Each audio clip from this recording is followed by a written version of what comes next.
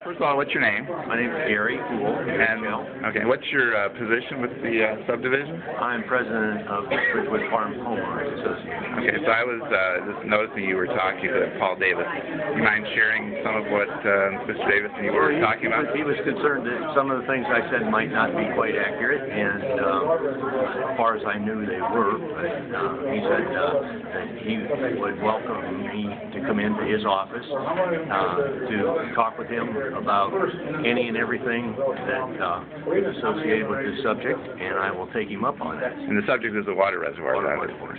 Okay, and you said, yeah. Well, what's your day job? I'm just curious. What's my day job? I do technical training. Okay, because I noticed you had some unique phraseology. You've been calling them the tuna cans. And well, that's what Paul called them. Okay, so you've got that language from him. They were originally depicted on a website as having a domed roof. Right. And he said, no, that's not how they look. They would look like tuna cans. Okay. So you took that language up from him. I picked it up from him, and he's probably sorry he ever said it. So what's the next step for your group? Well, we're going to continue to lobby. There's actually two groups, as I said previously, that are opposed to this. Our opposition is based on the city's mission statement, the city's master plan for land use, any expectation that anybody would have to move into a residential area. It's got nothing around it for 0.8 of a mile except a school, someplace that somebody lives, or a church, or a park. And they want to plop this monstrosity down in the middle of it. Have you talked to any actuarials? I mean, it seems like the possibility of these things failing, assuming they're built correctly, is pretty small. Right. I mean, I would guess it's pretty small too. Well, you can't find a whole lot of incidences of it, but that's just one aspect of it. The other one is that we moved into a residential community that prides itself in being a residential community. It's in its mission statement. They have a master land use plan that says, above all, residential areas must be protected. You can't put anything into a residential area that isn't residential in nature. And they want to put a 130-foot diameter, 30-foot high concrete tuna can they want to level 3 acres of park to put it on, and they want to put a 30 by 40 service structure adjacent to it, put a fence around it, and light it. Have you traveled to any of the other sites? Like I know Mayor Barnett mentioned in his comments that they've been kind of doing a road trip on some of these other sites. No, I haven't.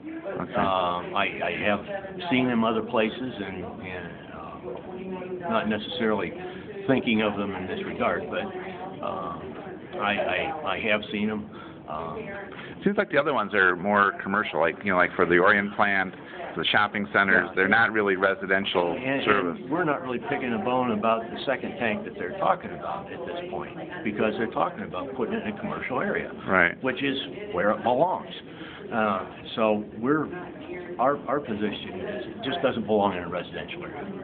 Put it in a commercial area, and after you've figured out what the land is going to cost, put your business case together, and we'll look at the business case and see if it makes sense at that point. All right. There seems to be some information too coming out that, like what happened in Grosse Pointe, where there was a big cost overrun. I mean, I know this isn't your focus, but a big cost overrun because of the electricity having to be run to the pumping station, I assume. And the place they want to put this is going in a pretty iffy electrical area. You notice the mayor referenced New Year's Eve. Well, our lights flickered. I quit counting it 120 times in rapid succession. We have several Christmas trees. Over this last Christmas season, we've had lights blown on our Christmas trees all over the place from the electrical power. There have been at least 4 instances I can think of in the last less than a year where there have been power outages of more than 6 hours. And they want to put this in the middle of that. Yeah, I mean, I know this isn't your issue again, but have you looked at the financials? Did they have anything in there at all for as far as upgrading the power grid in that area? The only official, if you will, business case that I have seen is the one that was originally put out by the engineering company back in, I believe it was February, before I really got involved in this. I heard about reservoirs someplace over the summer, and I was thinking of, you know, reservoir with ducks on it, and not this monstrosity they're talking about. I'll send you a graphic if you haven't seen it about the relative size of this thing relative to a house and relative to a person. It's just completely out of character, and they're going to put it on the highest spot.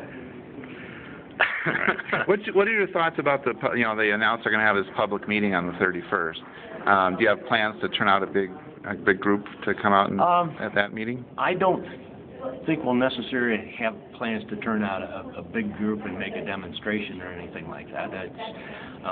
We keep working away at you know, this is a betrayal of the public trust. That's what it is.